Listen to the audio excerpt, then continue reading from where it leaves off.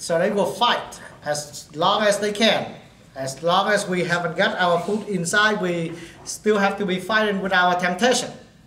So the devil came and everybody took off and ran. I mean, they took off, they ran, they took the heights here and there. There's an old man, the 80 years old man with the cane standing down, his knees shaking. He said, "Oh, you come here, I will beat you up."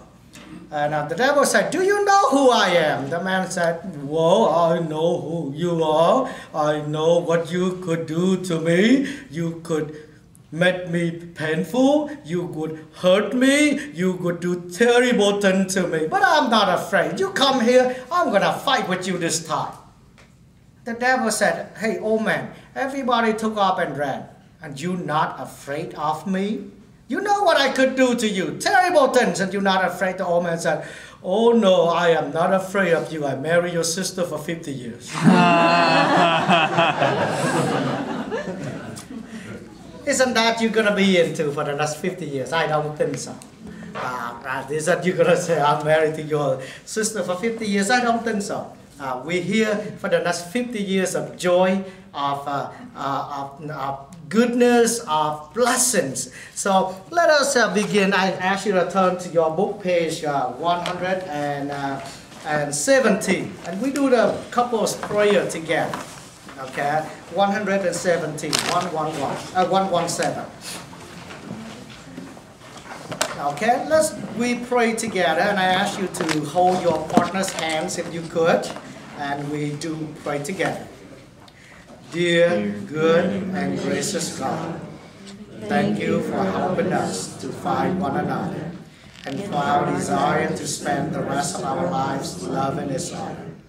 Help us to respond to your call to love truly with the love of Jesus.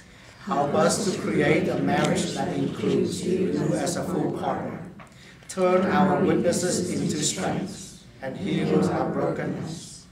Help us to do what is good, for we are yours, empowered with your grace. Let our love shine and make a difference in the world.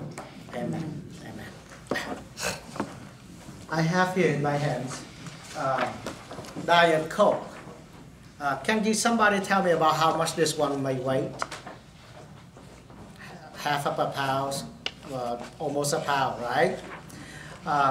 Jonathan, if I ask you to hold this one for me, okay, hold it straight out like that, okay?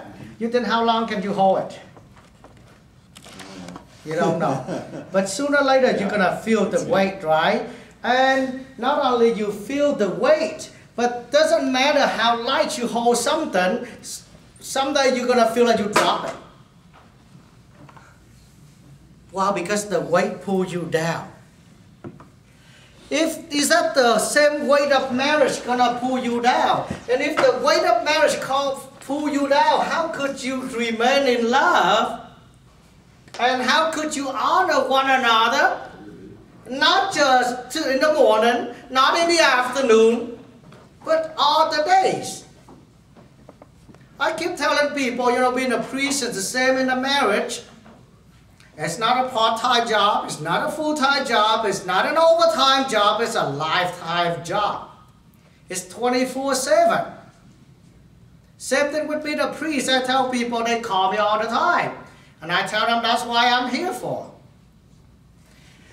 All the days of my life. But in order to honor and love all the days of our life, to make the marriage permanent, yesterday I talked to you about the contract marriage and the covenant, the sacramental marriage. Let's revisit this a little bit, okay? First of all, let's focus on the word, the promise and the covenant. A promise is between a person to a person. I promise you this, I promise you that. It's like a contract thing. A covenant is more than just a marriage. The covenant is a promise making in God's presence and using God's name. You go back to the Old Testament, you see that all the time, right? When God cut, they call it cut the covenant. I love that term. It's correct. It's saying, I don't make a covenant, I cut the covenant. Remember in the Old Testament when God made a covenant with his people? They split off the animals for sacrifice, right? and the people on behalf of the leader on behalf of the people have to walk in between of the sacrificial animal. And then the Spirit of God, remember that? Have to breathe right through. Now, why they do that? Well, that's the tradition. They said they cut the covenant that may if one of us break that covenant in God's presence, may our life be cut in half. That's the whole meaning of it. Your marriage should not just a promise made between man, but a promise made between man and woman in God's presence. It's a covenant that you make. And God is there to be with you. Now maybe you may not think about that, but this is pretty important here. A covenant made in God's presence. A promise broken is not that bad. It's sometimes, but a covenant. How do we going to answer God? That's the two words I want you to think about that. To love and honor. We use this word love all the time. We don't use a lot about honor, but we love. I love you. I hear that hundreds and millions times. Okay? Love changes over the time. When my previous church, I have a school every morning. I stood there and wait for the parents to drop off the children. And if they from the pre-K to 5th, they, I love mom, I love you dad, before they get off the car, right? And I open the door. And then if they begin 6th, 7th, 8th graders, they don't say I love you anymore. You know, like the mom and dad drive there, and they open the door, and they jump right out, and they ran. And I said, I didn't hear anything. And the kid too, I love you, mom. I said, say it louder, I can't hear you. Why do they stop loving their mom? I don't think they stop loving, they just peer pressure.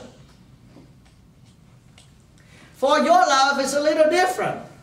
Of course, you have the feeling of love when you met this other, either by first sight or by something I don't know. Whatever that is, the feeling was there. You being drawn into that person. You go home and you begin dreaming about it, you know. When I talk about the love, I build the pyramids, you know, and how you should develop it. You know, this is become one, and then you meet with this other, and you develop the state of dreamings and how you develop it all the way up. And finally, you become one in the sacrament. The problem nowadays, many of us just reverse the pyramid. We meet this other, we have the one night stand and everything, and then we just reverse them. And then finally, well, after we say, well, I think we're good, then they decided that they're going to begin, they're going to come together. So your love is the feeling. You have the feeling in love, you have to. Other than that, there's no chemistry. So the feeling of love is good, but feelings have its up and down. Feeling changes.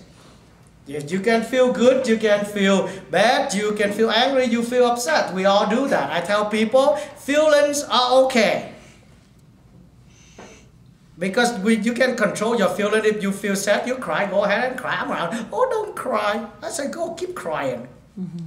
You know, that's feelings. But your marriage, when you begin the marriage life, it's no longer a feeling. It's a decision that you made to remain in love. You have that feeling, but you have to decide if you're going to stay in that or you're going to walk away. And by marriage, you decided that you're going to stay in that love.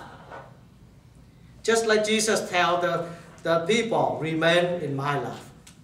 I ask you to remain in that love. So you have to transform the feelings of love into the decision to remain in love. And that's the act of the will. So therefore, you could control it. You can tell them in good days and in bad days, in sickness and in health. And that's how you keep the word all the day.